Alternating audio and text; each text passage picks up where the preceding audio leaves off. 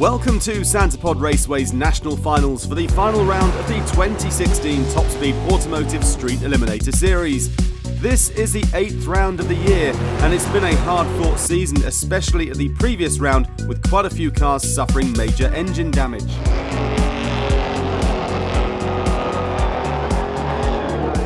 So as we move into the first qualifying session for this round, Matt Smith leads the points and realistically only has to qualify to take the win, but positions 2, 3 and 4 are still wide open. Well, Davey Murdoch putting in a nice opening run here with the Willis in the right lane against Nick Hale, crossing the line in 8.58 seconds against Nick's 10.14. Well, that's Stuart Williams in the left lane with the Evo.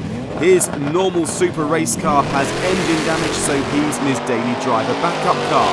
That's Nigel Hale in the big Chevy pickup truck in the right lane. And a personal best 10.51 for Nigel, and Stuart is qualified from the off with a 12.99, the class qualifying cutoff being 13.5 seconds. Gary Gooding in the Supra in the right lane, Matt Smith in the left lane. Gary's looking to secure a second place finish overall this year, but after engine damage 2 weeks ago, didn't expect to be here this round, and a couple of good opening runs from the two Team Extreme machines.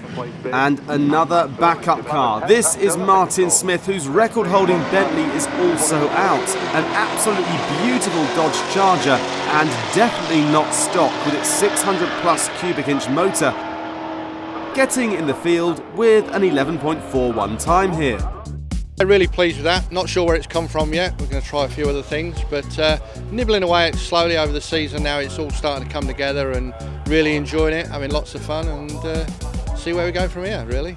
And for Martin Smith, the last round was not good for the Bentley. Yeah, and on the last run we got to about 500 foot out on the track, and yeah, misfire come back with engines and all sorts of noises, and what happened there, the valves dropped, hit all the pistons, so she's now stripped, she'll be pretty refreshed, ready for next season. So with the backup car gone, the Escort at the moment, we've got the backup car out, which is the 68 Charger. Yeah. She went 11.4, moving around a little bit, she's turned the tyre on the rim, so we're just going to make a few little tweaks here and there and hopefully finish today running a 10 something. That's what we're going to aim for. It's interesting because you look from the outside in, you see a car that's running 11.4 and you compare some to the quicker cars in the class that are running very low 7s at 200 mile an hour. But you've got to remind yourself, you know, 11-second car is still damn quick. You know, you bring up here a supercar, and a modern day supercar, they're going to be running 11s and 12s, you know, to put it in some perspective. But driving that compared to the Bentley or driving that compared to the GTR is completely different. If anything, it's, you know, the GTR and the Bentley are purpose built to do the job, and they generally go A to B and they do it very well, you know, with the Webster built chassis.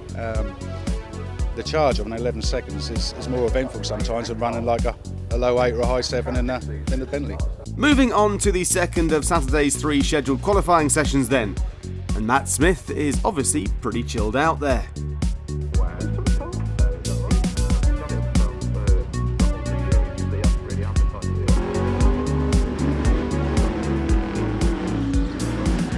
So will that snooze help him? He's up against brother Martin in the left lane with the Charger. And as you'd expect, the GTR streaks ahead off into the distance, over the stripe then, 7.58 at 188 miles per hour with an 11.39 for the Charger.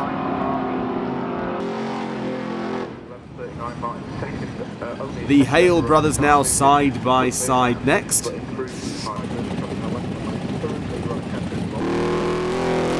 Nick in the Mercedes off first. The huge weight of the stock frame pickup, obviously not ideal for racing, but still way quicker than the average Porsche or Ferrari. Stuart Williams in the right lane, Davey Murdoch in the left lane. Well, Davey's onto an absolute flyer, but looks like problems for Stuart here. Number 5.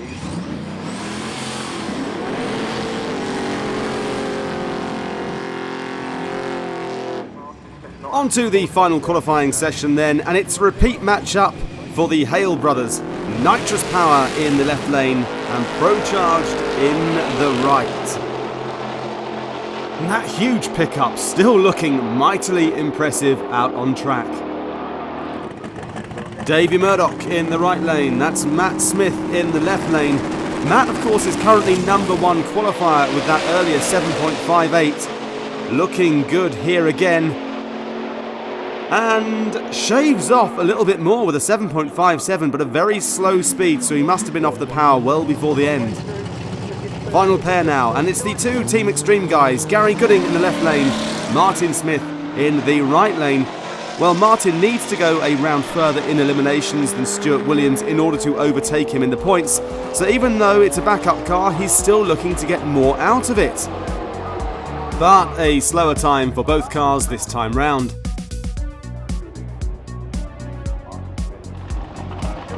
So it's time for the cruise.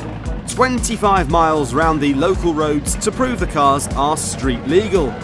And they start off by driving back down the track for all the fans to see.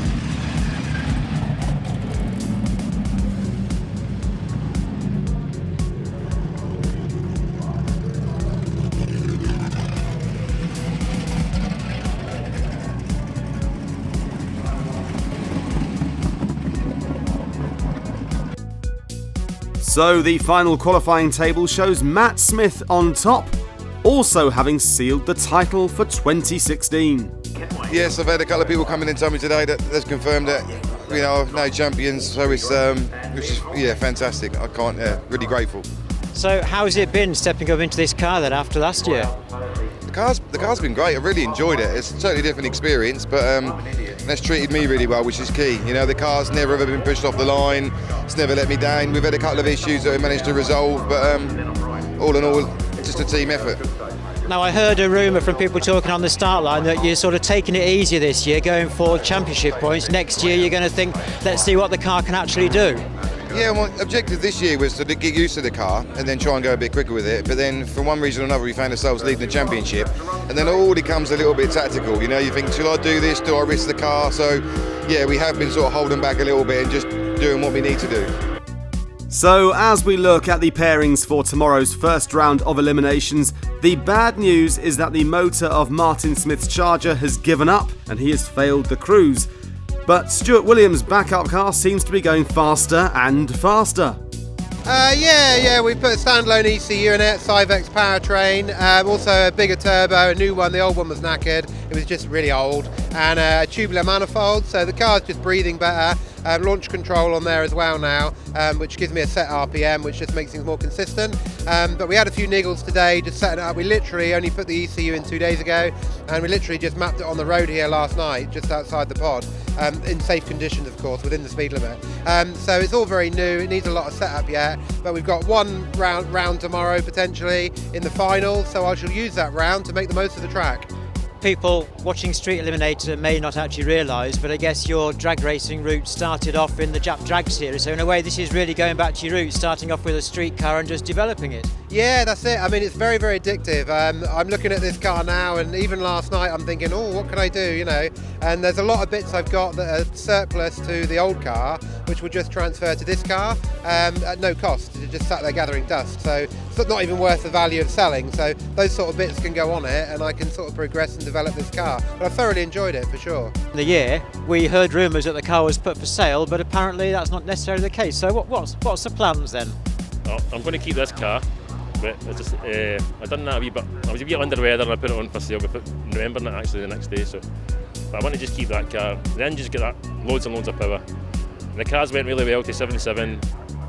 That's just a bit of a handful now, and I want to be competitive.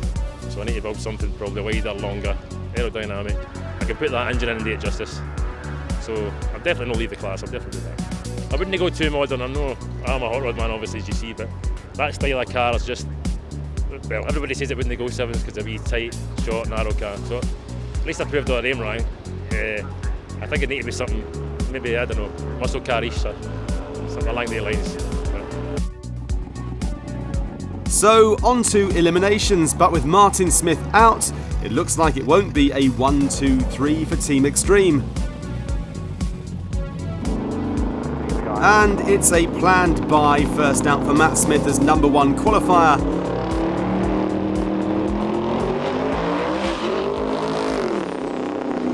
and off the power at half track to save the motor.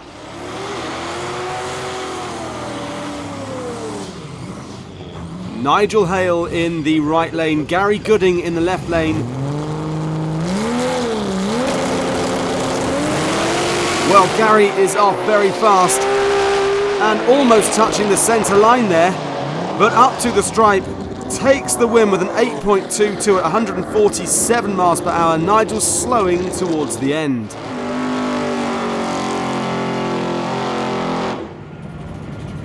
Nick Hale in the right lane, Stuart Williams in the left lane, pulling into stage.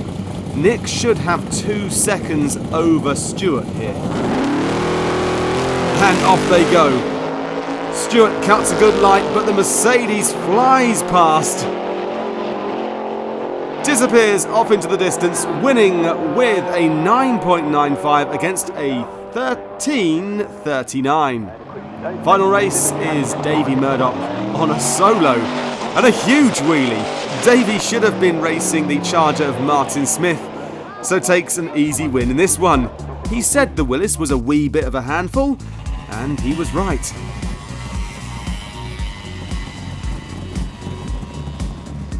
Semi-final time then, and it'll be Davey Murdoch and Matt Smith out first.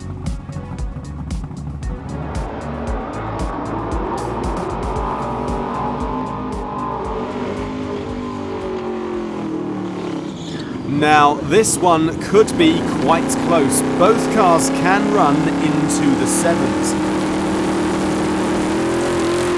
But Davey's asleep on the line. Matt has it easy, leading all the way up with a comfortable half-second difference at the stripe.